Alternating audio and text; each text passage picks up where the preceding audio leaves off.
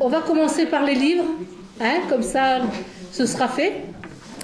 Donc pour ce sujet, je vous propose la lecture de Risques et dérives de la vie religieuse de Don Dismas de Lassus, qui est le prieur de Chartreux, d'accord.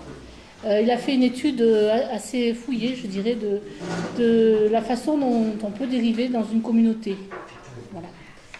Après, c'est un livre, Abus spirituels et dérives sectaires dans l'Église. Là, vous avez le témoignage de personnes qui ont été victimes d'abus spirituels, d'accord. Et un troisième livre qui va vous étonner, mais qui est très important aussi, c'est SOS Développement Personnel, Discernement. Là, c'est un diacre qui travaille avec un prêtre exorciste que vous trouvez facilement sur Internet et qui s'est rendu compte de la façon dont certains catholiques étaient influencés par le développement personnel et par des techniques New Age. Et donc il a étudié toutes ces techniques pour que vous puissiez vous faire un avis bien précis de ce qu'il faut éviter, parce que vraiment il est allé voir qui avait créé, pourquoi, etc. D'où venaient ces techniques-là, d'accord. Donc c'est des lectures qui sont faciles, je veux dire, il n'y a pas besoin d'un niveau exceptionnel, hein, ça se lit bien, hein. Donc vous pouvez y aller franchement, il n'y a pas de souci. Voilà. Donc le sujet d'aujourd'hui, c'est abus spirituels et dérives sectaires, quand la corruption de ce qu'il y a de meilleur est le pire. Voilà. Donc pour commencer, on va commencer par une première question, c'est qu'est-ce qu'un abus spirituel ou une dérive sectaire, et en avez-vous déjà été victime? Est-ce que certains d'entre vous, par exemple, ont été témoins, victimes ou... Dans l'église? Dans l'église, ou même dans leur vie, hein, peu importe. Dans l'église, non. Dans l'église, jamais. D'accord. C'est quoi pour vous un abus spirituel? C'est quand un responsable abuse de son pouvoir religieux, enfin, spirituel, le cerveau, voilà. Mettre une personne sous emprise. Ouais. Et la manipuler. Ouais. Un abus de faiblesse. Un abus de faiblesse, ouais. On abuse de notre crédulité. C'est notre ignorance, on abuse de notre méconnaissance de la chose. Et l'abus financier aussi, ça arrive aussi. Ah ben oui. Les personnes les plus crédibles que d'autres. Ouais. C'est profiter de la foi des gens pour un profit personnel. Ouais. Le mot emprise est très important. Finalement. Je pense que c'est quand même c'est là que tout se joue. L'emprise, c'est une entrave à la liberté. Ah oui. Aussi. À servir. Entrave à la liberté de conscience, la liberté de penser, la liberté même d'agir, parce que parfois ça va jusque-là, oui. Et une emprise. Hein. Ouais. On peut dire que c'est ça, en fait. C'est-à-dire une emprise au nom de l'autorité que j'ai, au lieu d'en faire un service, j'en fais, je dirais, une aliénation de la personne. J'aliène la personne. La personne qui ne se rend pas compte qu'elle est sous emprise. Oui. C'est complexe, là, après. On rentre dans des méandres Psychologique. Mais de fait, c'est ça. Dans tout domaine, hein.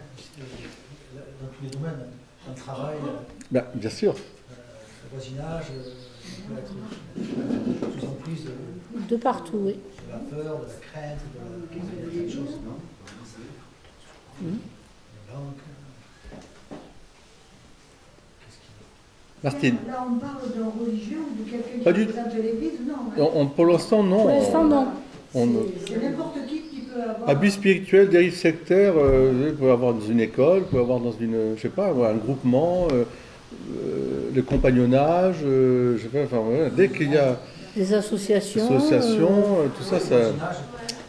Dans toutes les religions, vous pouvez en avoir. bien sûr. Il n'y a aucune religion qui soit Et dès qu'il y a pouvoir, en exempte de ce genre de problème. Donc c'est propre à l'homme. C'est propre à l'homme, oui. Hein, c'est propre fait, c'est propre à... l'humain. Oui, enfin... Enfin, au mauvais côté de l'humain. Non, de certaines personnes, c'est- C'est pas nous. Alors, c'est sûr que c'est lié à la comment dire, là vous voyez, emprise, prise de possession, fort interne, fort externe. C'est lié au fait à la fois de la nécessité pour les hommes de vivre en communauté. On est des êtres sociaux, donc on a tous à travailler ensemble. On ne peut pas vivre seul. On a besoin de vivre les uns avec les autres. Donc il y a une nécessité qui est bonne, une nécessité humaine. Et donc dans cette nécessité, blessée par le péché aussi, eh bien il y a le fait justement de assujettir. Alors c'est une suggestion qui peut venir de la personne elle-même qui a autorité, mais qui peut aussi, on le verra, venir du groupe lui-même, qui place la personne, qui passe une personne. qui va la placer. Le meilleur exemple facile à comprendre, c'est le politique. D'ailleurs, dès que vous voyez une personne qui rentre en politique, à la limite au départ, elle peut être avec des très très bons sentiments, une très belle volonté de servir, et elle est tellement montée au pinacle qu'à la fin, Elle dérape. elle dérape parce qu'elle est poussée elle-même dans une espèce Adoration. d'adoration. Oui, ça, Tout autour d'elle, il n'y a que des gens qui pensent qu'il adule, en fait, qu'il encensent dans tous les sens, votre discours, votre machin, et la personne est complètement après pris dans ce mouvement. Vous voyez. La personne elle-même, elle n'est pas victime aussi de cette voix qui est autour de lui. C'est ce qu'on est en train de dire justement, c'est que tu as les deux côtés, tu vois Thierry. Tu as la personne qui peut devenir vraiment, elle, machiavélique d'une certaine manière, donc avec toutes les perversions psychologiques d'une personne qui a autorité. Et puis, de l'autre côté, ça peut être aussi un mouvement de masse qui fait que voilà. Bah, l'idolâtrie, vous voyez, prenons l'exemple de Maradona. Voilà. Maradona, voilà, c'est le dieu du football. Le peuple, ils sont tous là. Bon, bah, à force, ils sont tous autour de lui comme une espèce de. Donc, qu'est-ce que vous voulez qu'après, à un moment ou à un autre, ça dérape pas chez lui aussi, vous voyez? Même en France. Parce que on mais c'est voudrait. partout. Même les joueurs français. En fait, on veut demander à un homme ce qui n'appartient qu'à Dieu. La dérive, elle est toujours là. Alors, et il y a des hommes qui se prennent pour Dieu. Alors, quand je dis des hommes, c'est au sens neutre, hein, des femmes et des hommes, qui se prennent pour Dieu. Ça a toujours un lien avec le pouvoir, Oui. la prise de Et pouvoir. oui, ça a toujours un lien avec la prise de pouvoir. Et un lien avec la faiblesse aussi Oui, bah oui. humaine. Parce que, comme je vous ai dit au départ, il faut partir de ce qu'il y a de positif. C'est-à-dire que nous sommes faits pour vivre ensemble. Mais c'est la même chose que dans un couple. Vous pouvez avoir des couples qui sont enfin, la plupart, et heureusement, sont des couples qui s'aiment, c'est-à-dire qui se respectent, qui se construisent je dirais ensemble, en s'entraidant. Et puis, vous pouvez avoir des dérives de couples qui sont toxiques, où l'un aliène complètement l'autre. Et la phrase de Guitry revient à ma pensée, de deux ne font plus qu'un, reste à savoir lequel. Donc c'est vrai qu'il le dit avec humour, mais on voit bien que le problème peut venir là. D'où, par exemple, comment se fait-il qu'il y a des personnes qui acceptent de vivre avec des gens toxiques? Ils sont écrasés. Oui, ils sont écrasés, mais et même parfois vous avez le syndrome de Stockholm, vous avez le syndrome, enfin plein de syndromes qui naissent de ça. La personne est violentée, la personne elle est fragilisée, mais elle ne peut pas vivre en dehors de cette espèce de rocher sur lequel elle s'est agrippée, qui la martyrise en même temps que la rassure. Les femmes battues. Voilà, les femmes battues par exemple, etc. Mais il y a plein. Donc ça veut dire qu'on touche là quelque chose qui est très subtil, qui n'est pas que, il n'y a pas qu'une seule. Il y a une seule source, c'est bien sûr la fragilité humaine, c'est la faiblesse humaine, avec évidemment les tentations, et dont la tentation subtile est l'orgueil, mais je dirais, les causes de cette manifestation peuvent être multiples. Et encore une fois, ne sont pas liées simplement, elles peuvent être des deux côtés. Il faut bien voir aussi. C'est pour ça que normalement, il faut toujours une vigilance, une surveillance et des contrôles. L'autorité doit être contrôlée aussi, de même que en bas, ça doit être contrôlé aussi. Vous voyez, ça va dans les deux sens. À partir du moment où il n'y a pas ça. Donc la liberté, effectivement, des enfants de Dieu, enfin bon, on parlera des enfants de Dieu après, mais la liberté ontologique. Mais comprenez bien que c'est au départ une nécessité de vivre ensemble. Il ne s'agit pas de dire qu'on doit absolument, parce que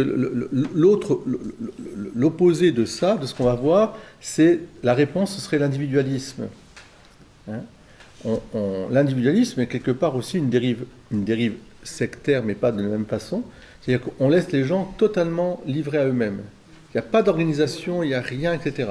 C'est la meilleure façon de protéger, enfin, ce qu'on pense, notre liberté. Mais on ne peut pas vivre seul. On ne vit pas seul, on ne meurt pas seul. Alors, il faut retrouver ce sens de la communauté. Et en tout cas, je dirais, bien le mettre en valeur. Et pour cela, c'était notre but un peu, c'est de décrypter un peu ces abus spirituels dérives sectaires sans rentrer trop dans des affaires. On en a tous dans la tête, des affaires. Mais moi, c'est pas ça qui m'intéresse. On en aura toujours. Des scandales, vous en aurez toujours. Malheur par lequel le scandale, celui par lequel le scandale arrive. Mais c'est nous, pour nous-mêmes, et pour que notre vie, à la fois personnelle, mais aussi communautaire, notre vie paroissiale, par exemple, notre vie associative, soit pleinement une vie humaine. Pleinement humaine. Voilà. Alors, comment apprécier ce que l'on trouve face à un abus spirituel? Ah oui. Comment apprécier que l'on se trouve? Ah oui, ça de toute façon, je pense que c'est pas facile forcément. Hein. Attention, c'est pas si facile que ça. Apprécier qu'on est dans une dérive sectaire, s'en sortir. On voit bien dans les affaires que vous connaissez le nombre d'années qu'il faut pour que les gens tout à coup se mettent à parler ou à dire. Sans parler de poser plainte, mais simplement se réaliser qu'il y a quelque chose qui ne va pas. En fait, c'est parce qu'ils ont perdu leur identité. Il n'y a plus d'identité. Donc il faut qu'ils retrouvent leur identité. Ça passe par là. Je pense. On est écrasé, oui, d'une certaine manière. La psychologie humaine est écrasée. Elle n'est plus elle-même. Elle est complètement assujettie. Voilà. Donc, à mon avis, c'est capital comme sujet. Alors, j'avais marqué... Ouais, j'avais mis des définitions de l'emprise. C'est la prise de possession d'une personne par une autre personne en s'introduisant dans son intimité spirituelle ou physique de façon illégitime, voire criminelle. Alors, quand on dit personne à personne, ça peut être aussi personne collective. Hein. Personne collective, oui. Ça peut être aussi, quand un groupe vous dit, bah, tiens, tu vas te faire exploser, tu vas faire exploser les gens, etc., parce qu'ils sont... Ou un gang. Un gang, enfin oui, on a toutes les facettes de l'emprise. La personne est complètement endoctrinée et elle est dépendante. Et oui, dans les gangs, c'est ça aussi. On leur demande de faire des choses. On leur demande des choses pour rentrer dans le gang qui sont inacceptables. La morale devrait arrêter immédiatement la personne. Et bizarrement, la morale n'arrive même pas à l'arrêter. Donc c'est qu'il y a... Il n'y a pas assez de morale aussi. Alors c'est ça aussi. Il y a le contexte aussi. Oui. Le contexte. Il y a une fragilité de la personne. Oui, c'est l'environnement. Alors, c'est sûr que la question va se poser d'autant plus. Alors, on parle des gangs, on peut parler du politique, mais alors si on aborde les questions normalement de groupes et de communautés religieuses, donc chrétiennes, on va dire, portant le message de l'Évangile, ça paraît impensable en soi de trouver ce genre de dérive. Mais précisément, c'est parce que si le message lui-même est exempt, et au contraire, il pousse à la liberté de conscience profonde, et cette liberté des enfants de Dieu et de religion, il n'en reste pas moins qu'il est porté par des hommes qui sont, enfin des humains, qui sont porteurs aussi de toutes les dérives, les tentations, etc. etc. Donc, mais ça, c'est déjà le propre de personne, mais il faut voir si on n'a pas affaire aussi à des dérives sectaires qui sont constitutifs de l'association elle-même. Parce qu'il y a des types d'associations qui peuvent être porteurs de ce genre de dérive. Moi, sans parler du religieux, si je pense d'un point de vue social, sociétal, pour moi, le problème du parti politique tel qu'il est vécu dans notre société occidentale, et surtout en France, par exemple, on voit bien que le parti prend le poids, le pas sur la conscience personnelle. Ça se voit à la Chambre des députés où ils doivent tous voter comme comme un seul homme. la consigne du parti, même s'ils ne sont pas pour, parce que c'est le parti qui a décidé, c'est comme ça. Ça peut se voir dans plein d'autres domaines, et on se rend compte que moi j'ai croisé des hommes politiques qui m'ont dit c'est difficile d'être soi-même, de rester soi-même. Je dis mais c'est normalement le propre de la vie, c'est d'être soi-même. Deviens ce que tu es. Si tu commences à ne plus être toi-même, eh bien, alors là, c'est là où il y a justement ce qu'on appelle les emprises qui peuvent avoir lieu. On n'est plus soi-même. On obéit sans être soi-même. Donc là, l'obéissance n'est pas bonne. Parce qu'il y a les intérêts financiers aussi. Ben, il y a tout. Tout est Tout. compliqué. Plein de choses. Hein. Il y a plein de ressorts. L'avancement, Il y a l'ego aussi. On ne fait pas ce qu'on voulait faire au départ. Je pense peut-être tout l'intérêt de faire partie de plusieurs structures au sein de la société.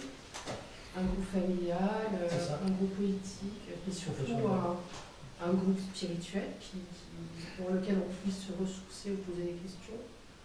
Un groupe, je ne sais pas, de son village, de diversifier. Peut-être que c'est là qu'on va avoir une richesse et c'est là qu'on va être solide parce que je ne suis pas du tout en accord avec vous quand vous dites que les femmes battues, par exemple, c'est parce qu'elles sont faibles. Non, je n'ai pas dit ça, je ne sais pas qu'elles sont Que faibles. vous avez dit quand on a parlé des femmes battues. Elles sont affaiblies.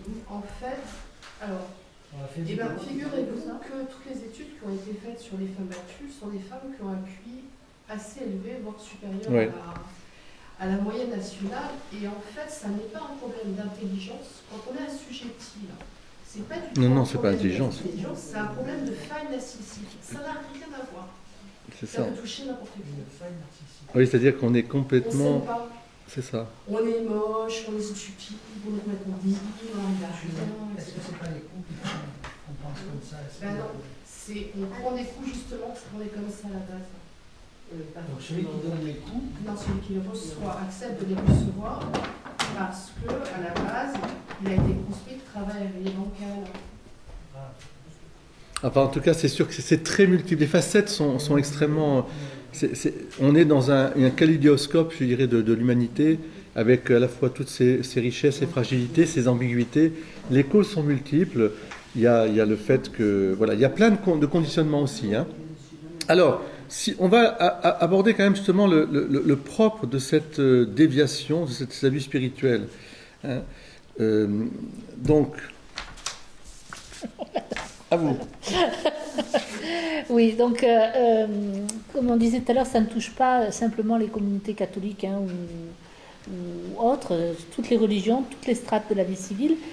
Et en effet, au départ, nous devons être comme à l'image de Dieu, hein, libre, d'accord ?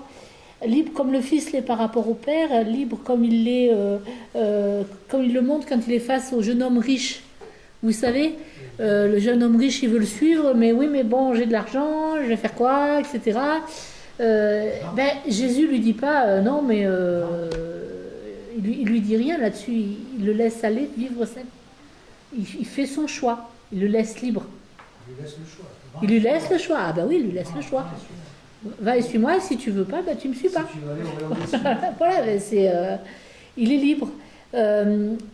Quand on voit aussi le fils prodigue, bah, le fils prodigue, il est libre aussi. Hein.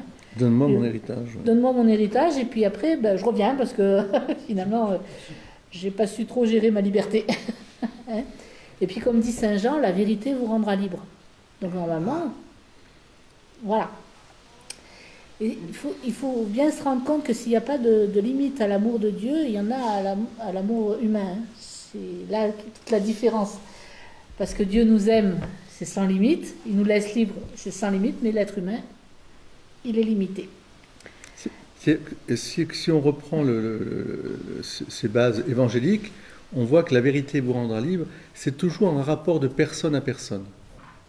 C'est un rapport de personne à personne. Jésus est libre par rapport à son Père, mais il fait sa volonté, et il vient librement, et il donne sa vie. Il est en relation vraie. Il considère son Père comme son Père, et son Père le considère comme son Fils. Le problème qu'il y a, c'est que les relations qui s'établissent entre les humains sont souvent des relations qui ont du mal à devenir des relations vraiment humaines, personnelles. Soit parce qu'on va biaiser pour des raisons alors multiples et variées, hein, l'éducation qu'on a reçue, etc. C'est-à-dire qu'on va voir le père non plus comme un père ou la mère, pareil, comme une mère, mais comme simplement des seigneurs, entre guillemets, enfin qui ont tous les droits. On n'ose même pas demander quoi que ce soit. C'est la réponse du papa de l'enfant prodigue au fils aîné, qui ne le traite pas comme un père. Il dit à son père, moi j'ai toujours été avec toi, tu m'as jamais rien donné, mais il ne l'appelle pas père en fait.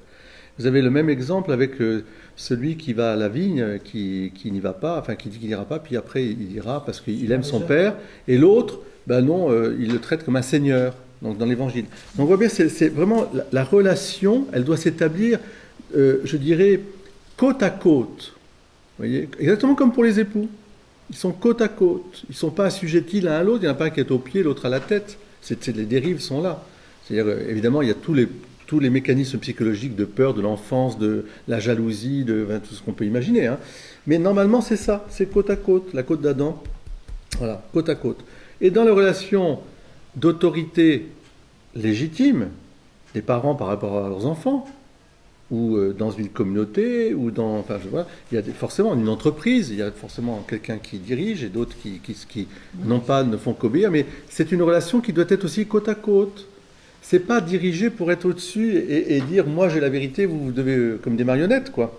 C'est une relation vraie, mais pour aboutir à cette relation, il faut déjà à l'intérieur de soi avoir cette construction. Et ça émerge au fur et à mesure. Il faut se sentir vraiment dans une relation vraie. Ce qui est très important, c'est de favoriser la vérité, c'est-à-dire de la relation, de pouvoir s'exprimer, de pouvoir dire des choses. À partir du moment où on ne peut pas dire des choses, on n'a pas le droit de dire, on ne peut pas entendre. Mais c'est des deux côtés, hein. C'est des deux côtés. L'obéissance, c'est mettre son oreille sous la parole de l'autre. Obédirer. J'écoute, ausculta ofidi. Mais j'écoute justement d'une manière responsable. Je peux parler, je peux m'exprimer. La Vierge Marie, elle n'est pas du tout dans une dérive sectaire vis-à-vis de l'ange Gabriel. Elle reçoit l'ange et l'ange lui dit, parce que l'ange, il lui dit ce qu'il a à dire et il est envoyé par Dieu. Il lui dit, voilà, je te dis ce que je viens de recevoir. Qu'est-ce que fait Marie? Elle lui pose une question. Elle lui dit, comment cela se dit? Parce que moi, je ne connais pas d'homme et j'ai peut-être mon désir de rester vierge. Je voudrais... Comment ça va se passer?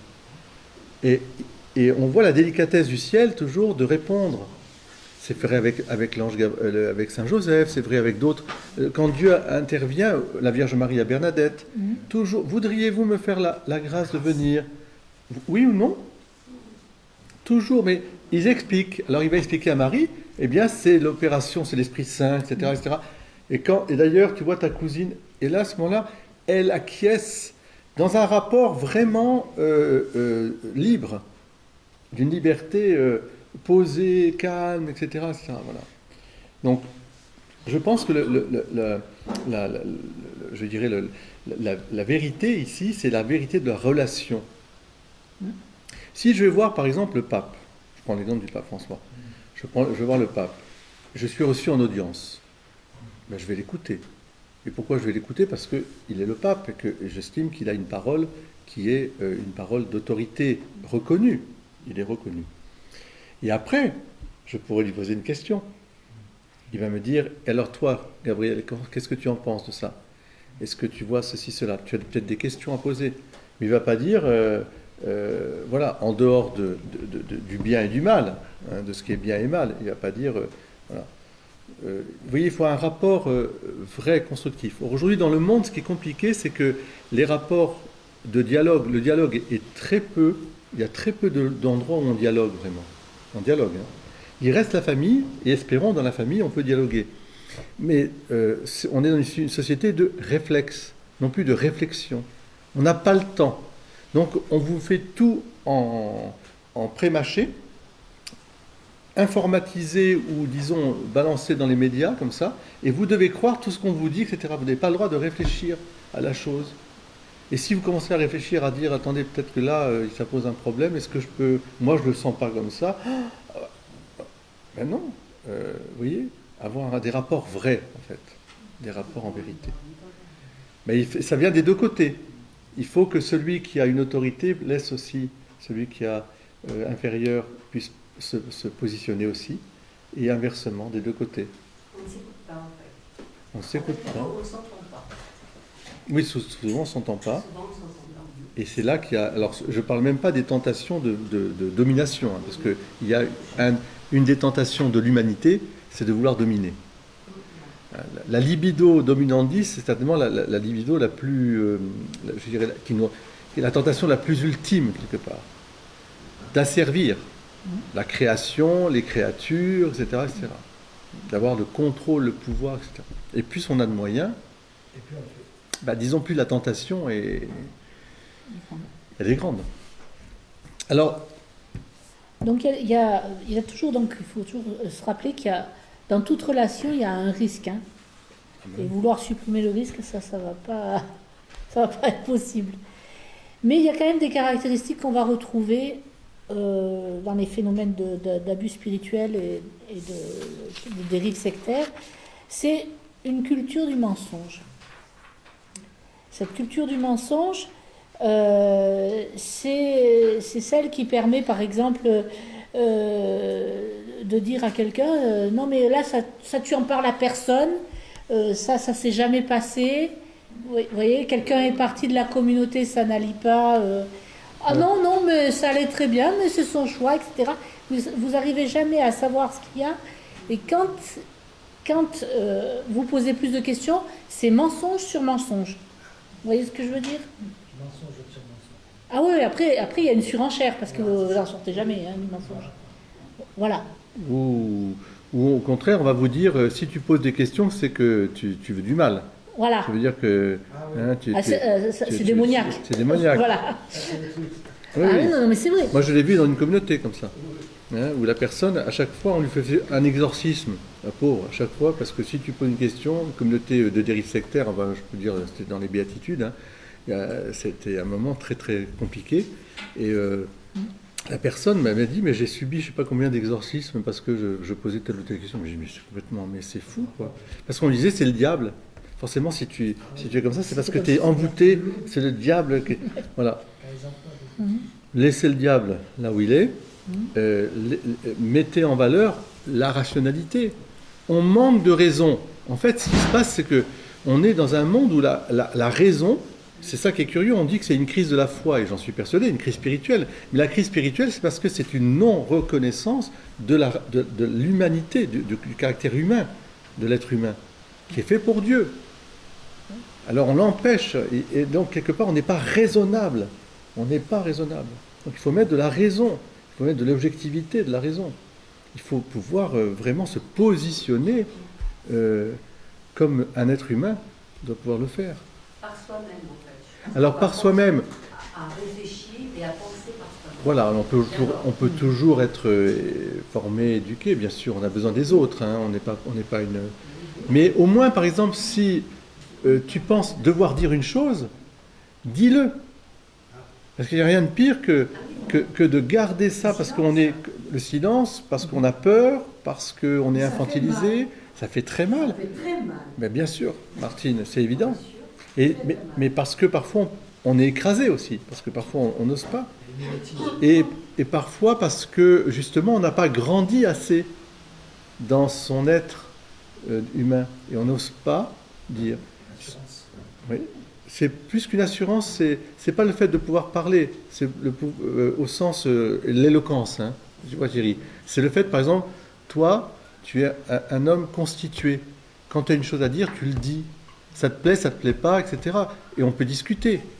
On va pouvoir discuter, parce qu'il y a des gens, on ne peut pas discuter, c'est même pas la peine, ils ont la vérité, eux, et puis c'est fini. Vous commencez à dire un truc, si ça ne va pas dans leur truc, c'est fini. Bon, ben là, c'est pareil. Là, on peut avoir une dérive, enfin, c'est un peu une suggestion. Il y a des personnes qui ne sont pas capables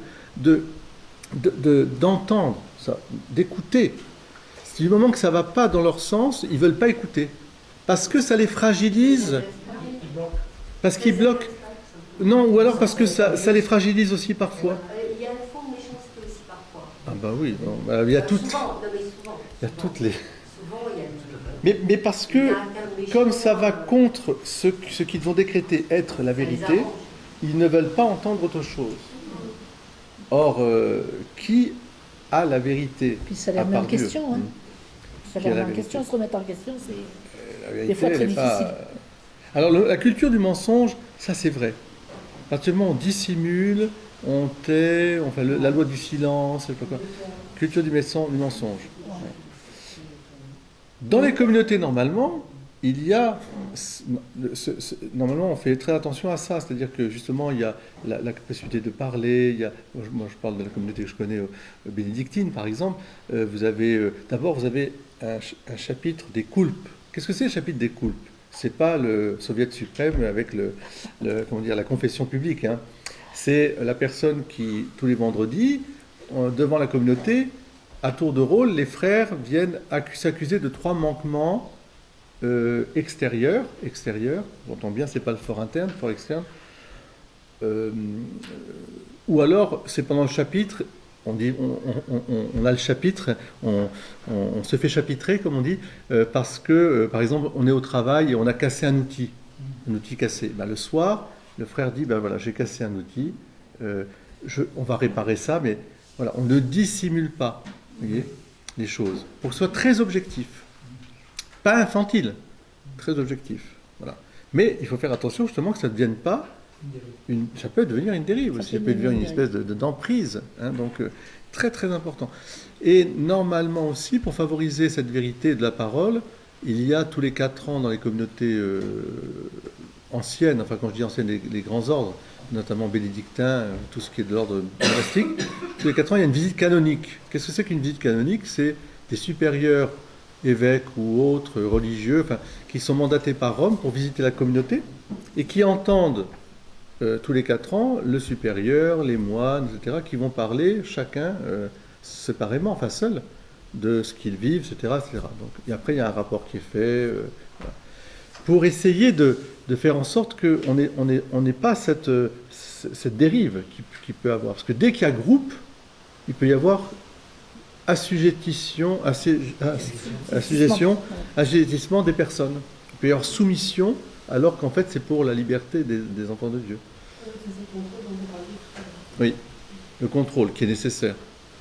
Mais, vous voyez, je vous ai dit aussi, attention, il peut y avoir des phénomènes collectifs qui placent la personne qui est à leur tête dans des situations où ça devient très compliqué aussi pour elle de résister au fait d'être complètement adulée. Enfin, elle est adulée.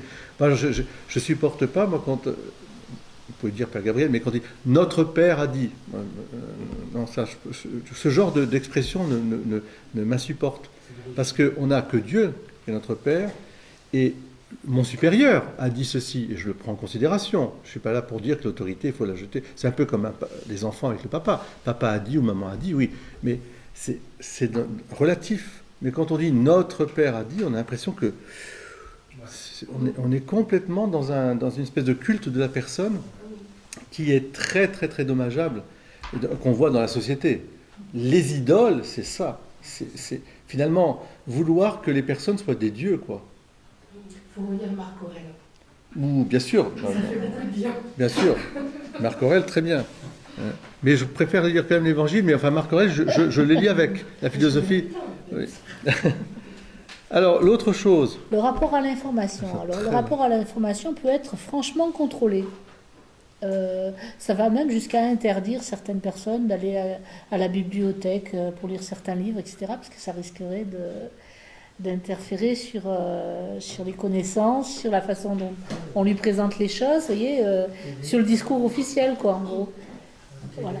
Télé, oui, mais pas que la télé, je veux dire... voilà, oui. Mais quand on vous bloque sur tout, c'est fini. Je veux dire, vous ne pouvez plus sortir de là où vous êtes si vous ne pouvez pas aller chercher vous-même aussi des informations. Le contrôle de l'information, on va dire. Hein. Voilà. Alors ça peut être dans les deux sens, comme dit Thierry, c'est-à-dire qu'on peut aussi avoir un matraquage d'Internet. Absolument. Où il y a des jeunes qui vont faire le djihad, ils vont le faire tout seuls. Ils sont sur des sites de djihadistes, par exemple. Ouais. Ils sont endoctrinés. Et ils ont pourtant des parents, des anciens qui sont là à côté, mais ils ne vont pas demander avis, ils vont demander la vérité à ce site. Et on les voit dans des dérives après, etc. Qui sont des dérives sectaires, ils sont complètement assujettis. C'est l'enjeu d'aujourd'hui d'ailleurs. Hein. Aujourd'hui, c'est un enjeu très important, cette information. Moi, j'ai une question, je ne comprends pas trop quand même. L'obéissance est un vœu Dans la vie monastique. Oui, dans la vie monastique. Oui. Qui me semble permet d'acquérir une humilité qui permet de se rapprocher. Absolument. Et, mais l'obéissance, c'est dans les deux sens. Mais justement, enfin, j'ai un peu de mal. On a l'impression qu'il n'y a que des défauts à l'obéissance. Non, pas du tout. Voilà, donc, où est-ce que vous mettez la limite, première chose. Et deuxième chose, sur le contrôle de l'information, les gens qui, par exemple, ne seraient pas bien formés philosophiquement ou quoi, peuvent aussi être entraînés dans des philosophies, par exemple marxistes, oui. Et donc, on peut comprendre le supérieur qui limite l'accès à l'information. Alors, c'est un rapport un peu éducatif, on va dire. Tu vois, là, dans ce que tu es en train de dire, j'ai envie de voir un peu comme des parents éduquent leurs enfants. Tu vois, un enfant, les parents doivent éduquer leur enfant à la liberté, à l'apprentissage de la liberté. C'est pas un contrôle au sens de fermer le robinet, parce qu'ils n'y arriveront pas de toute façon, c'est pas possible. Mais c'est éduquer justement à la conscience. Un enfant revient de l'école avec un livre qui n'est pas forcément le livre que vous donneriez à cet enfant, mais on l'étudie en classe. Bon, eh bien, il faut bien qu'il étudie. Donc, on va l'étudier ensemble. Il dit, écoute, viens, tiens, il y a un garçon là qui est passé, c'est qui ? C'est son enfant. Ah oui. Ah, mais c'est très bien. Et il va étudier, il faut l'étudier ensemble. Vous voyez, un enfant, les jeunes, ils vont sortir, ils vont aller voir aussi sur Internet, il faut éduquer, tu vois, plus que dire non, parce que ça, de toute façon, c'est contre-productif de toute façon. Donc il faut accompagner et il faut aussi aider à faire réfléchir. Pour moi, une des causes de la violence, des violences, c'est l'ignorance. Hein. Donc il est clair que quand on empêche l'information, alors là, c'est dramatique. Pour répondre à la première question sur l'obéissance est une vertu, et comme toutes les vertus, elle a des caricatures. Donc, in medio stat virtus, donc l'obéissance n'est jamais une obéissance absolue. On n'obéit qu'à Dieu, c'est-à-dire dans sa conscience au commandement de Dieu. Mais un être humain qui dit au nom d'obéissance, je te dis, enfin voilà, et on a toujours vis-à-vis d'un supérieur, évêque, prêtre, enfin un supérieur, même des parents, un enfant peut poser la question, il doit poser une question. Tiens, on va faire ceci, on va faire. D'accord, mais comment on va le faire ? Parce que moi je vois pas comment on va le faire. Bon je vais t'expliquer un peu, puis après on y va. Je peux toujours poser une question. Moi j'avais mon père il disait toujours, tu as le droit à poser des questions, tu n'as pas le droit au dernier mot. C'est moi après qui dis. Donc, mais tu dois pouvoir parler. Le rôle du conseil, un conseil c'est quoi ? C'est pas une chambre d'enregistrement. Un conseil c'est normalement un lieu où les gens doivent pouvoir exprimer leur opinion sur tel sujet pour éclairer justement le supérieur, pour qu'il puisse ensuite dire, voilà, j'ai bien écouté tout ce que vous m'avez dit, j'ai pris ça, mais maintenant, et je maintiens cet ordre. En dehors de la foi et des mœurs, il y a de multiples façons de vivre. Aujourd'hui, on est allé à Cotignac en voiture, n'est-ce pas ? On a très bien pu dire qu'on allait en train ou qu'on allait en trottinette, et puis on a choisi la voiture. Bon, donc, mais Jean et Brigitte, vous pouvez très bien me dire, ah ben non, mais nous la voiture, on n'aime pas, on va y aller en bus. Bon, et j'aurais dit, bon, on va étudier la question, c'est un peu cher. Là, je vais t'expliquer pourquoi on ira en covoiturage. Puis finalement, on est allé en covoiturage et tout le monde était bien content.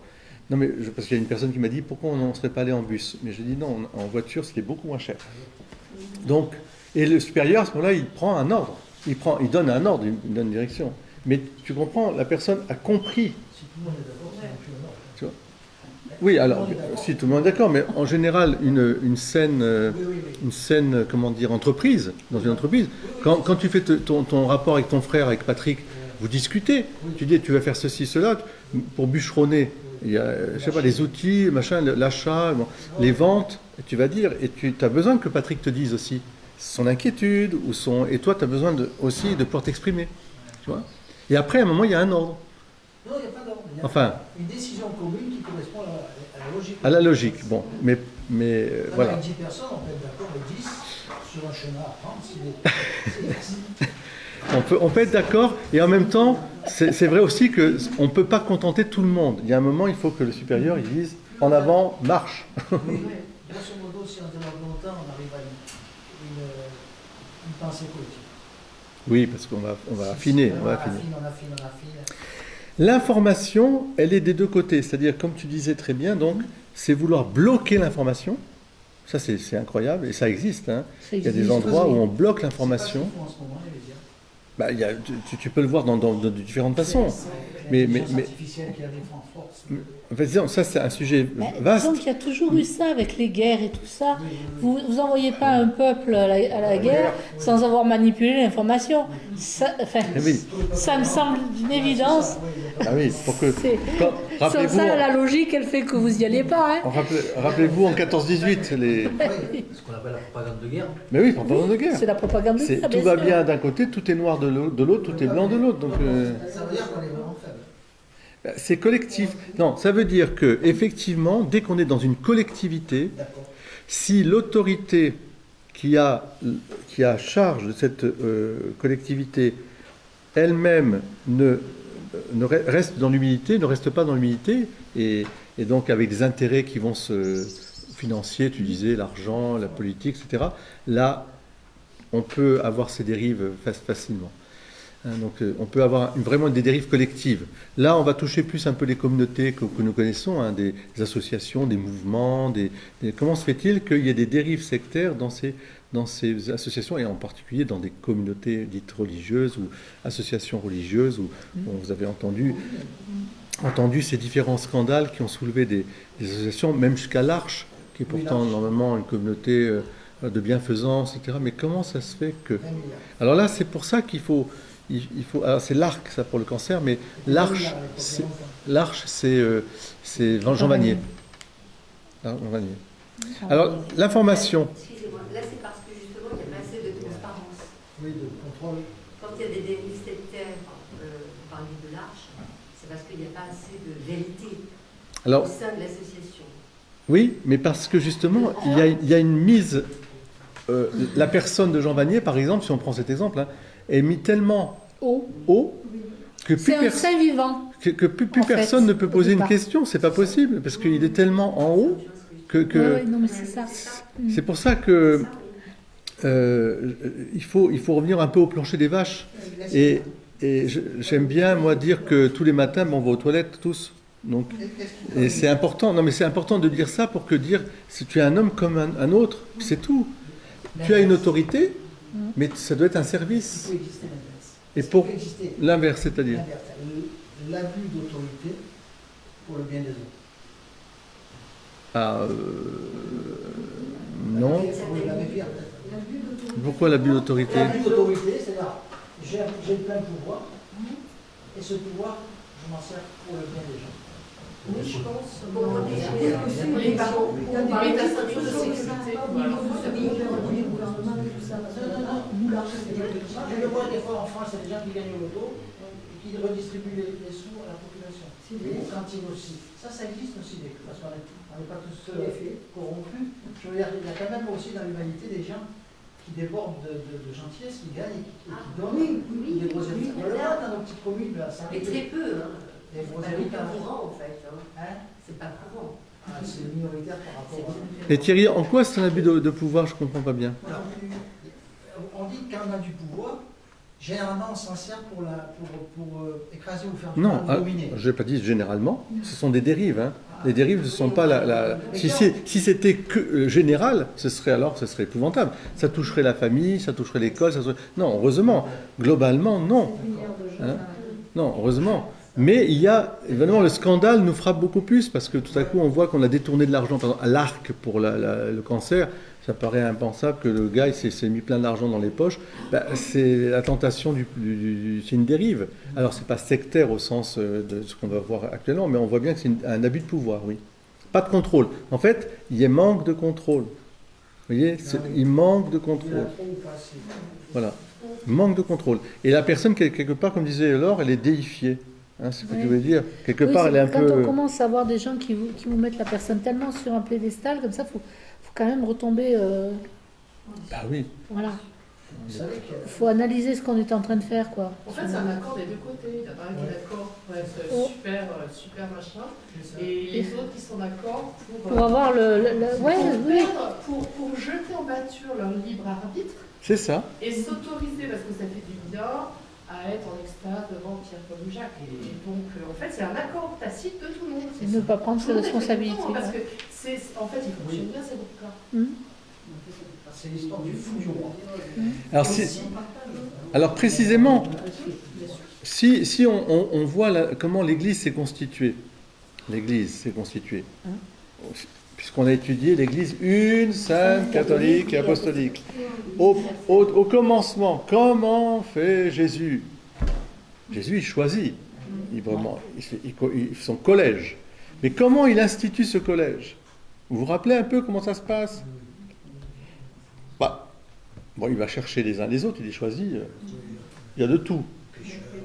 Des pêcheurs, il y a des collecteurs d'impôts, il y a... Bon, il choisit... C'est son libre choix. Même Judas, il le prend. Et après Matthias, aujourd'hui c'est Matthias, Saint Matthias, et qui a vécu avec Jésus depuis le début. Et alors, comment est-ce qu'il les institue quel est le message qu'il leur fait passer? Oui, ça, pécheur d'homme, oui, ça c'est la mission, on va dire. Vous êtes là pour évangéliser, pour apporter la bonne nouvelle du salut. Hein, comme je disais ce matin, pour sortir, et rendre compte de votre espérance. Hein. Donc, mais comment est-ce qu'il les éduque? Regardez, dans l'évangile, c'est tout à fait étonnant. Ils sont évidemment, Jésus, il fait des miracles, il fait Jésus, il se le suit. Bon, mais il s'enfuit. Déjà, quand il voit que la foule veut en faire un roi de je ne sais pas quoi, il s'enfuit. Il ne veut pas qu'on le prenne pour un roi, un pouvoir d'ici-bas. Tout est fait pour aller vers le haut. Ça déjà avec la foule, etc. Donc il fait très attention et il ne méprise pas les gens, mais il sait très bien que le collectif a tendance à servir. C'est pour ça que je vous ai dit que c'est dans les deux sens. Hein. La personne peut être aussi happé par le collectif, qu'il en fait une espèce de... pour la jeter après en pâture, hein, parce qu'on n'a qu'à voir. Hosanna, Hosanna, Hosanna, et puis après crucifie-le. Donc c'est la même foule qui est à Jérusalem, et donc ça doit nous faire aussi un petit peu réfléchir. Voilà. Mais avec les apôtres, qu'est-ce qu'il passe son temps à leur dire? À les corriger. Il les corrige. Hein. Mais oui, mais il les corrige fortement et vertement. Ah bon, celui qui veut être le premier parmi vous, il sera le dernier, il sera le serviteur. Je vous ai lavé les pieds, c'est comme ça que vous devez vous laver les pieds. Vous vous rendez compte Lui, il suit la parole de Dieu déjà. Non mais Jésus, oui. Jésus, fils de Dieu. Oui. Donc, mais je veux dire, l'exemple qu'il donne aux apôtres, il les forme à être les colonnes de l'Église. Comment il les forme? Par l'humilité. Casser l'ego. Oui, il casse vraiment l'ego. Quand il les voit, parce qu'ils sont toujours en train de se disputer, c'est la bande à Jésus, ils sont en train de se disputer, moi je les aime bien. La bande à Jésus, ils sont là, ouais. Et puis il y a les mères juives qui rentrent en ligne. Oh, Jacques et Jean, je voudrais qu'ils soient à droite, à gauche, etc. C'est lequel que tu mets. Et qu'est-ce que dit Jésus? Il ne leur prend pas, il dit, celui qui veut être, il sera le serviteur. Ça ne m'appartient pas, ça appartient à Dieu. Voulez-vous me suivre? Alors là, vous voyez, toujours, il leur pose la question, est-ce que vous me suivrez? Oui, Seigneur, on te suivra. Oui, vous me suivrez, mais quant à savoir qui est à droite, que celui qui veut être le premier soit le dernier. Et tout le temps, il est... Alors évidemment, ils vont être confirmés dans la grâce, dans l'Esprit Saint, ce qui fait que les colonnes de Jésus, mais vous voyez, ça n'empêche pas qu'il y ait des frictions. On voit bien, le premier concile de Jérusalem, c'est la question de la judaïté et des païens, du monde païen, comment on va faire, circoncis, incirconcis, nanana. Il y a des tensions. Et Pierre lui-même, qui est le premier, qui est le chef de ce collège, il prend peur. Et il a la trouille. C'est un trouillard, Pierre, en même temps un homme généreux, extraordinaire. Mais c'est un trouillard. Il avait déjà renié Jésus 3 fois, et quand il voit que parce qu'il est allé voir Corneille et tout ça, dans la diaspora juive autour, on lui reproche d'avoir été mangé avec les païens, c'est impur, il ne sait plus trop quoi dire. Et c'est Paul, ce pharisien converti, qui lui aussi a son caractère, il faut voir un peu, c'est des gens passionnés, et qui va l'invectiver devant les autres. Il va dire, ah, tu as eu peur, etc. Et maintenant tu te caches, et pourtant tu étais bien allé avec moi, hein, maintenant tu... Alors là, et les autres apôtres, Jacques, Jean, moi j'aime bien Jacques aussi, l'évêque de Jérusalem qui dit, écoutez, pourquoi imposer ce que Dieu n'a pas voulu imposer à ces hommes? Pourquoi imposer? On ne va pas leur imposer la circoncision, qui vivent selon la loi. Donc, Jésus leur apprend l'humilité. L'humilité. Je dirais que la vertu principale du commandement, c'est l'humilité. Parce que l'humilité, on rejoint l'écoute, c'est savoir aussi écouter l'inférieur ou le subordonné. Quand je dis inférieur, c'est péjoratif, c'est celui qui est sous vos ordres, entre guillemets. L'humilité, c'est aussi de ne pas se prendre pour ce qu'on n'est pas. Et c'est vrai dans un couple, dans une vie de famille, etc. On n'est pas Dieu. Moi, je passe mon temps à dire à des couples parfois qui s'entre-déchirent, mais arrêtez de penser que l'autre est Dieu. Il est un homme ou il est une femme, c'est-à-dire avec toutes ses fragilités, ses manques, etc. Ne demandez qu'à Dieu ce bonheur que vous cherchez, qui sera plein, etc., la plénitude. Il n'y a que Dieu qui vous le donnera. Ensemble, vous allez marcher dans la même direction. Comme des boulets. Mais vous marchez quand même... Mais c'est ça. Mais non, mais bien sûr, c'est ma façon un peu drôle de dire, mais c'est pour dire qu'on se trompe souvent. Et vous voyez, on peut aussi idéaliser, on peut aduler, on peut, etc. Mais non, la tendresse, oui. Amour. Ça, c'est la tendresse. Eh bien, l'humilité permet aussi aux supérieurs de savoir que l'Esprit Saint parle souvent aux plus petits.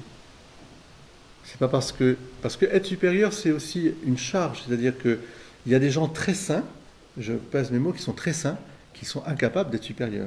Ce n'est pas possible, parce qu'ils n'ont pas le sens des réalités. Un supérieur, c'est quelqu'un qui doit équilibrer les choses.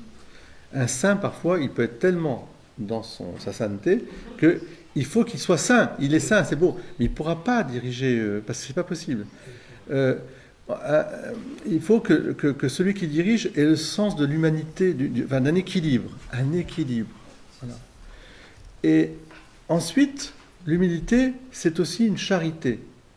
C'est-à-dire, être humble, c'est comprendre que c'est Dieu qui aime tous les hommes. Voilà, c'est ce que dit justement Jésus aux apôtres. Vous êtes comme des frères les uns les autres.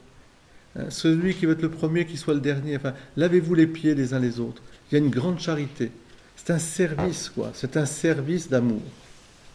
L'antidote aux dérives sectaires, c'est l'humilité, bien sûr. Mais l'humilité des deux côtés. Alors, Thérèse d'Enfant Jésus dit l'humilité, c'est la vérité. C'est-à-dire qu'il faut que celui qui est à la tête, il soit humble, et celui aussi qui est en bas soit humble aussi. C'est-à-dire l'humilité de dire. C'est pas oui chef. Bon, bien sûr, il y a une caricature de oui chef. Le chef nage bien, hein, vous vous rappelez? Alors chef, il nage bien le chef. Le chef là, il nage bien le chef. Oui.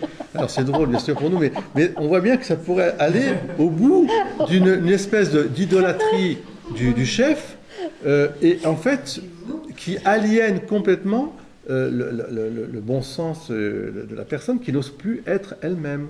Vous voyez? Alors, d'où de l'importance de structurer le vivre ensemble. La règle.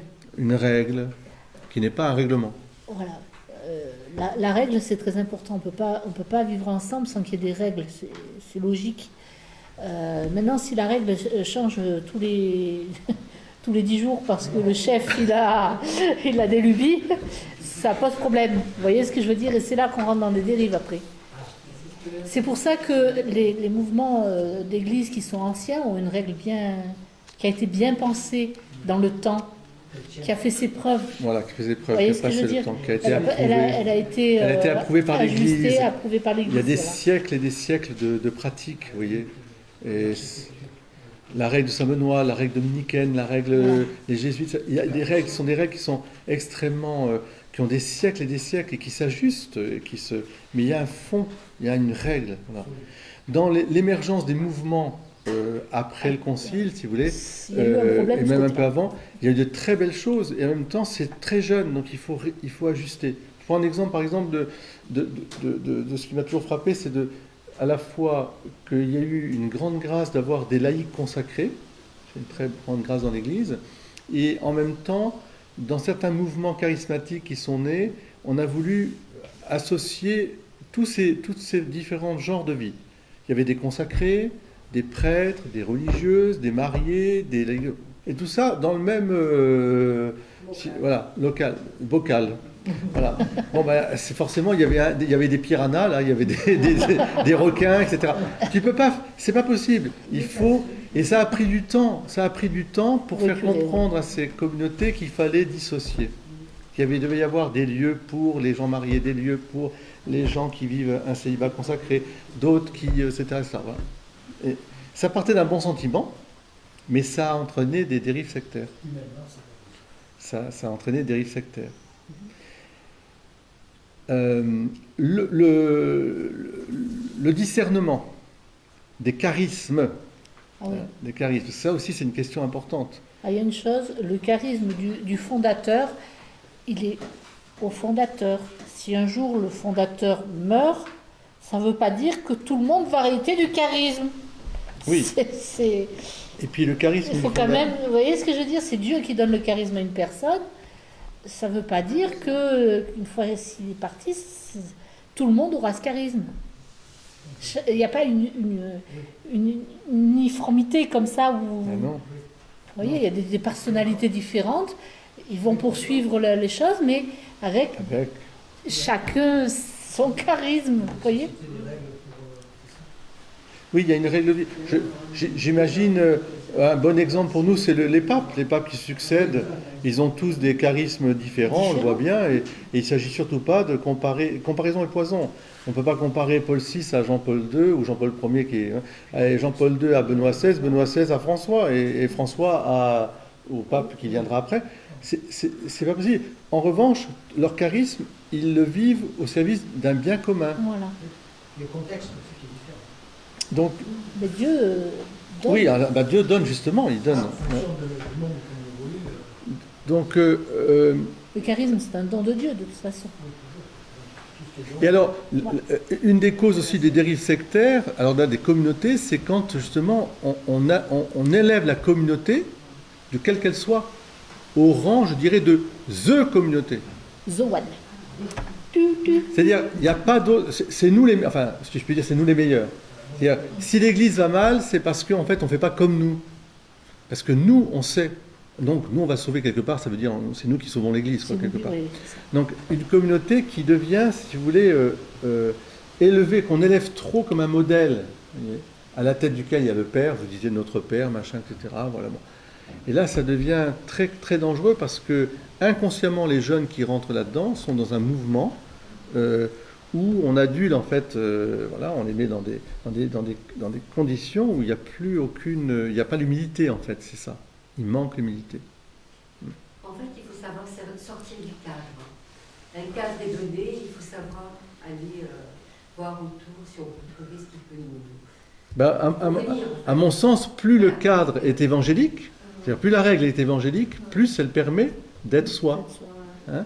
Le collège des 12 apôtres, les 12 apôtres sont complètement différents. On ne peut pas dire, oui. C'est ce qu'on pense ce que vous voulez dire par là. Tout à fait. Un peu, bah oui, parce que par exemple, si vous êtes à l'armée militaire, vous ne pouvez pas quand même vous habiller n'importe comment, il y a quand même un cadre. Mais en même temps, bien sûr qu'on obéit à un ordre, etc. Voilà. Mais après, on a chacun besoin des compétences et des qualités. Il y a le bout en train, il y a celui qui est très sérieux, il y a l'autre qui... Il faut laisser s'exprimer ça. Le bon commandement, il est là, au service de l'équipe. Vous comprenez un petit peu le... Alors, c'est pour ça qu'il y a une unité, mais pas une uniformité. C'est pour ça qu'elle est une. Elle est une. Mais pas uniforme. Et puis, elle est guidée par l'Esprit Saint qui est enfermé par personne. Et une des causes de je dirais de cette, de ces scandales qu'on a pu voir, enfin, en tout cas de ces dérives sectaires, c'est que la personne qui à un moment donné vient un peu apporter son charisme, et c'est une grâce, il n'y a pas de doute, il y a des choses qui ont été faites, parce que jamais rien n'est mauvais, le diable va s'insinuer de sorte que la personne elle-même, peut-être poussée par la communauté aussi, attention, des deux côtés, va être persuadée que c'est elle qui possède la vérité. Ouais. Elle est directement en prise avec l'Esprit Saint, c'est-à-dire jusqu'à des choses complètement folles qu'on a vues, d'un prêtre qui est parti avec la réincarnation de la Vierge Marie, c'est ça? Non, de l'Esprit Saint. De l'Esprit Saint, bon, je sais pas. C'était quand même quelque chose. Ils avaient fondé une espèce de communauté, je sais pas quoi, mais c'est complètement fou, quoi. Oui, c'est dernièrement, il y a 15 jours à peu près.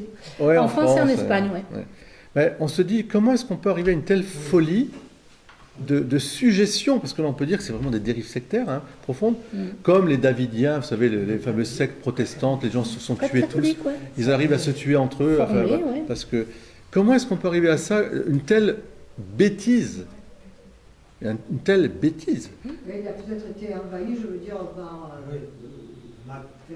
Diablos.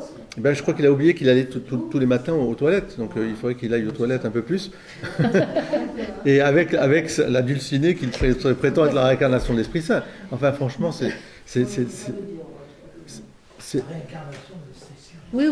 Ah, ben mais le truc aussi, c'est dans la formation des gens. Je veux dire, vous voyez, quand vous n'avez pas du tout de connaissances, vous en arrivez des fois à gober... Pourtant, ces gens-là ont de la connaissance. Oui, mais les gens qui vont voir ce prêtre, ils lui font confiance au départ. Ils n'ont pas forcément reçu un catéchisme très poussé ou autre, vous voyez. Ils sont difficultés. Et vous faites confiance. Le problème, il est là. Donc il y a aussi la formation qu'il faut... Vous faites confiance, mais vous faites une confiance qui devient un peu aveugle. Là, ouais, carrément. Et ensuite, souvent, ce sont quand même des personnalités un peu fragiles aussi, qui sont, pour un moment X de leur vie, ils sont un peu en difficulté, ils s'accrochent, et la personne l'élève un peu, et puis en fait, voilà. Oui, mais c'est ça les dégâts qu'il peut y avoir. Parce que normalement, si je prends l'exemple de la direction spirituelle, qu'on appelle la direction spirituelle, moi je préfère le conseil spirituel. Un conseil spirituel, justement, c'est d'apprendre aux personnes à se passer du conseiller spirituel. Oui, absolument. C'est-à-dire la personne va parler de son fort interne, de ce qu'elle vit dans son cœur, etc. Voilà, et elle va demander un conseil. Est-ce que ça me paraît consonant avec ce que Dieu... Voilà, ou au contraire, enfin, quelle est la volonté de Dieu? Là, le conseil spirituel doit écouter. Puisqu'on lui demande une question, il doit partager un peu ce qu'il ressent, tout en laissant la personne absolument libre face à ce qu'elle lui dit. C'est pas pour lui dire qu'il faudra que tu fasses ceci, c'est comme ça, parce que là on se substitue quelque part et la personne risque de ne pas grandir dans son autonomie spirituelle saine pour être libre vraiment, voyez. Et au contraire elle va s'accrocher et moi j'ai des personnes qui s'accrochent au sens qu'ils demandent tout enfin ce qu'ils appelaient directeur de conscience, vous voyez le mot directeur de conscience, on dirige la conscience des gens, mais non. Donc, y compris les questions familiales, les questions pour savoir combien d'enfants on va avoir, combien de... Je dis, mais vous vous rendez compte un peu de ce que vous êtes... C'est votre... Mais non seulement c'est une charge, mais c'est absurde. C'est justement, il ne faut pas rentrer, il faut conseiller, voilà, c'est un conseil. C'est de l'infantilisation après. C'est là qu'il faut se défaire un petit peu. Je sais qu'on a besoin, il y a des tempéraments qui ont un peu peur et qui ont besoin d'être guidés. Rassurés. Donc il faut les mettre, mais il faut les mettre au large.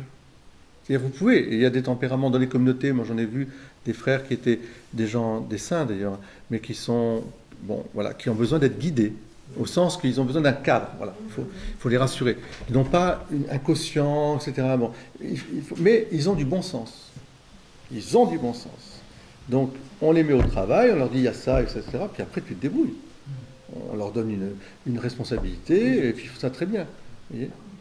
Oui, par exemple, suggestion, dérive, ça peut être une forme d'autoritarisme, hein, qui peut être une dérive aussi, quand on veut contrôler tout sur tout. Parce que finalement, on ne laisse pas à la personne de s'exprimer dans son domaine. On lui délègue quelque chose, mais en fait, on est de A à Z, depuis le commencement jusqu'à la fin de l'opération, on lui dit ce qu'il faut faire. Donc la personne, ça la démoralise, enfin quelque part, ça la déresponsabilise, et surtout, ça l'empêche de grandir. Si à partir du moment où vous faites confiance, vous devez laisser l'autre agir, même si ça ne correspond pas tout à fait à ce que vous auriez voulu faire, parce que c'est comme ça. Par exemple, prenons l'exemple du chant, qui est un exemple qui me touche, moi, beaucoup, parce que j'étais maître de chœur pendant 20 ans, donc tout ce qui est musique, etc., je vis, moi, dans la musique tout le temps. Et alors, j'ai des animatrices, ou des animateurs de chant, j'ai une chorale, je sais pas quoi. Ils sont là, ils me donnent le programme, bien sûr, etc. C'est bon, allez-y. Et après, est-ce que je suis content sur tout, etc., ou ça correspond à mes goûts, etc. Non. Mais il y a des goûts, il y en a tellement dans toute la nature. Eh ben, c'est très bien. Merci d'avoir chanté pour la communauté. Mais si j'étais là en train de dire, ah non, vous chanterez que ça et ça, ah non, ce chant-là, vous l'enlevez, c'est le mien que je veux. Ben, à ce moment-là, la personne va me dire, bah écoutez, à ce moment-là, prenez le micro puis chantez. Et c'est pas ça, c'est pas bon. Non, ce ne sera pas déshonorant, c'est pas ça, Martine, mais il faut que chacun puisse s'exprimer. En fait, la cause de la dérive sectaire, c'est en haut, si je puis dire, l'orgueil, bien sûr, un manque d'humilité, et donc un orgueil, et en bas, un infantilisme.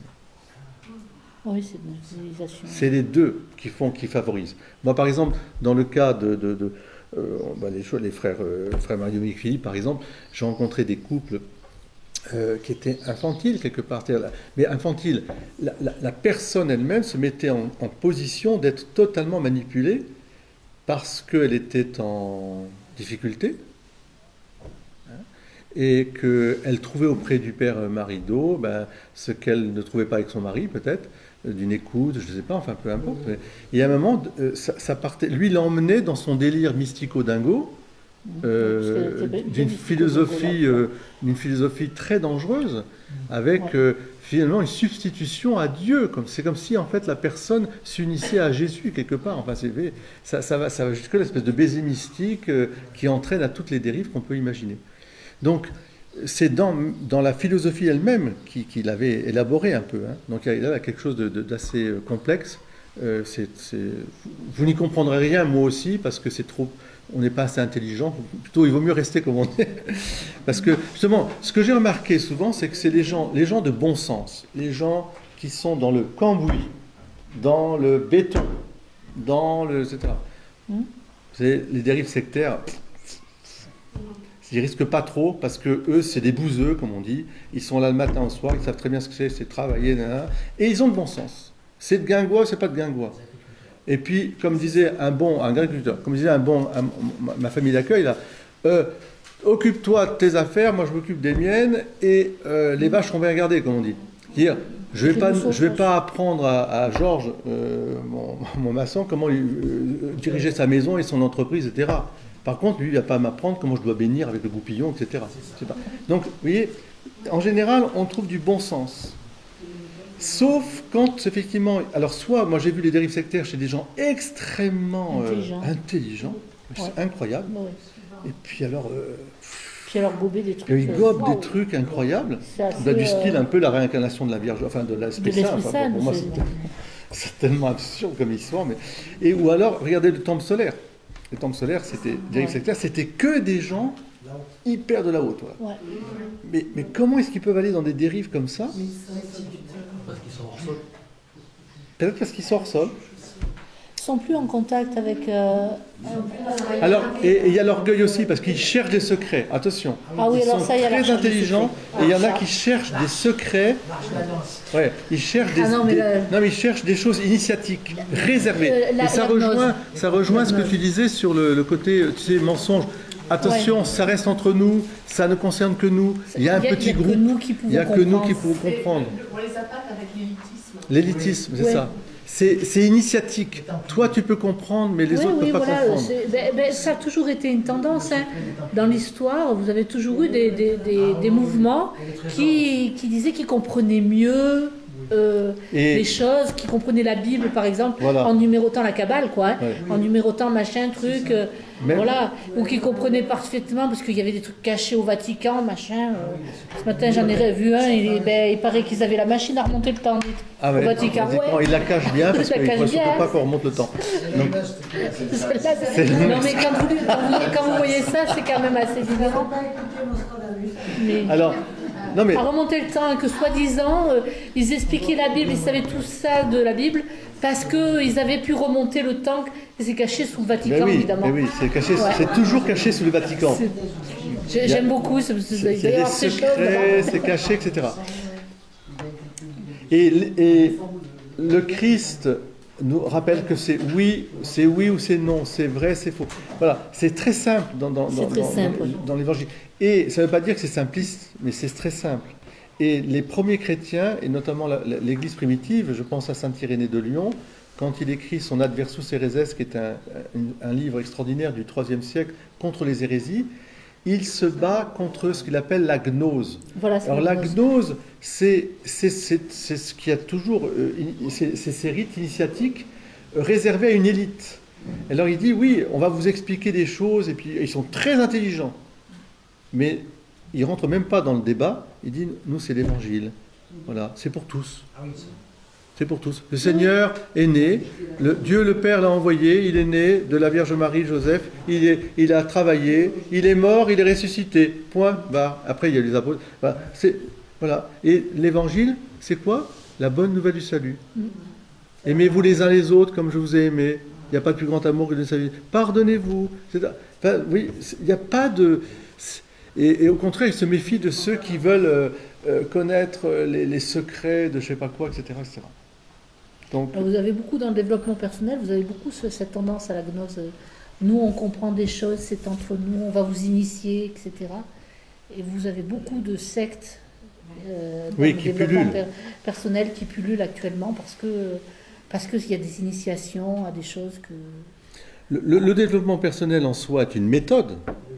Est une méthode qu'il faut, je dirais, discerner dans cette méthode, ce qui peut être plus ou moins, je dirais, philosophiquement, psychologiquement bon, puis des portes ouvertes à d'autres, voilà, de secrets, enfin de pouvoir. En fait, on voit souvent l'ésotérisme à glisser assez vite. Oui, on glisse vite dans l'ésotérisme. Oui, mais il faut le considérer comme un outil. C'est ça. Pas comme une fin. Exactement. C'est pas une fin. C'est comme la numérologie. On peut qu'il y ait des nombres dans les choses, dans la vie, mais bien sûr, les êtres sont numériques puisqu'on mathématiquement, enfin en physique, on arrive à quantifier les choses. Donc on donne des chiffres, mais le chiffre n'explique pas. Est une forme d'explication, mais ne donne pas l'essence des choses. Alors si j'ai le chiffre, j'ai l'essence. Donc non, c'est très dangereux à ce moment-là, parce qu'on arrive d'ailleurs à une espèce de réflexion mécanique. Là, on peut tomber dans le déterminisme et dans une espèce de fatalisme. Tout est déjà écrit, c'est parce que c'est les nombres qui nous disent tout. C'est le problème un peu de l'astrologie, de la voyance. Voilà, on vous tire des cartes, on vous dit t'es né telle date, donc forcément nanana. La réponse la plus intelligente que j'ai jamais entendue, c'est Saint Augustin. Saint Augustin, il répond de son temps, au IVe siècle, aux astrologues et aux voyants, etc. Et il répond avec Jacob et Ésaü. Jacob et Ésaü, c'est des jumeaux. Moi, j'ai un frère jumeau, je sais très bien, on est nés le même jour, 5, 6, 61. Voilà. Bon, on n'a pas les mêmes vies. Donc, il dit, vous comprenez, ça ne veut pas dire qu'il n'y a pas des caractéristiques, ça ne veut pas dire qu'on n'est pas marqué par... On est des êtres qui appartenant au cosmos. On a la matière en nous. Mais c'est contre ce qu'il appelle, lui, le déterminisme. Vous voyez, à partir du moment où tu es comme ça, donc forcément, mais non, tu as ta liberté. Tu dois devenir ce que tu dois être. Alors, de tout ça, est-ce qu'il y a des questions qui vous tarabustent un peu? Posez les questions, allez-y. L'emprise, le guide spirituel, l'abus spirituel, quand la communauté devient une secte, quand... voilà. Est-ce qu'il y a des choses qui...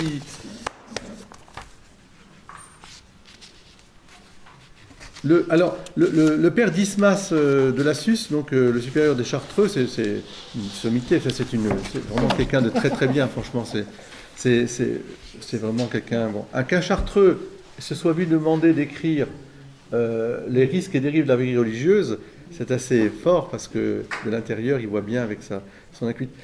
Les Chartreux, par définition, ne sortent pas. Il y a beaucoup de recul. Je trouve que c'est ça qui est très intéressant, c'est que c'est quelqu'un qui regarde les choses, et comment elles se passent. Il est pas, il est observateur, il n'est pas dans la colère comme peut être une victime ou autre, ce qui est normal. Je veux dire, je ne reproche pas aux victimes d'être en colère, ça fait partie du processus par lequel elles iront vers la guérison. Hein. Mais lui, il le voit de l'extérieur, donc il arrive bien à démonter les mécanismes. Oui, là, je passe 318.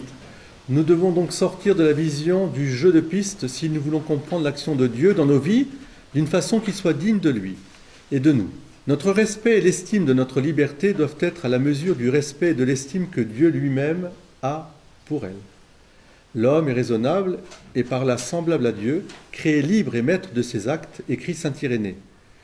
Nous ne serions pas semblables à Dieu s'il décidait de notre vie pour nous. Vous voyez ? Eh bien, c'est ça, quand l'abus d'autorité, c'est ça, décider de la vie pour... Je ne dis pas, il y a une règle, etc., il ne s'agit pas de... mais pour moi. L'appel de Dieu nous invite sur un chemin de lumière, mais la réponse nous appartient. Car une réponse libre est trop précieuse aux yeux de Dieu pour qu'il puisse la forcer en quelque manière que ce soit. Tout au long de notre vie, il nous accompagne, il nous conseille, et si nous prenons un mauvais chemin, il nous accompagnera là aussi jusqu'au bout. Loin de l'image du jeu de piste, nous sommes éclairés par celle de Jésus cheminant sans qu'il le sache avec les pèlerins d'Emmaüs, ouvrant leur intelligence et réchauffant leur cœur. Vous voyez ? Alors là, l'accompagnement spirituel, là on l'a. Vous voyez ? On voit très bien. Par exemple, dans l'histoire de l'humanité, il y a un exemple dans la chrétienté qui est assez célèbre, c'est l'exemple de Florence avec Savonarola. Je ne sais pas si ça vous dit quelque chose. Donc on est au XVIe siècle, oui, XVIe siècle, je pense. Enfin, il faudrait vérifier les dates. Savonarola, c'est un dominicain, un type formidable, puis un prédicateur, magnifique, il montait en chair comme... Donc, je fais une blague. Donc, voilà. Et alors, il est tellement enflammé par le désir que la ville de Florence vive à l'unisson de l'Évangile, qu'il sait être, il a raison, le chemin, la vérité, la vie, qu'il sait être le bien, et tout le monde, vraiment, ils sont là, c'est formidable, ils le mettent au pinacle quelque part, et ils en font le maire de la ville. Alors là, qu'est-ce que fait Savonarola ? Lui, en tant que bon dominicain, il décide de faire de la ville de Florence un couvent de dominicains. Alors il règle tout par rapport à ça, il n'y a plus rien. Et ça devient une tyrannie, en fait. Il finit brûlé, donc ils l'ont tué. Il est sorti de ça. Oui, oui, il a été un peu cinglé, mais alors que chez Savonarola, il y a de belles choses, attention, rien n'est... Mais c'est pour montrer d'ailleurs que vous avez vu ce double mouvement. Les gens l'ont monté aussi au pinacle, et puis voilà.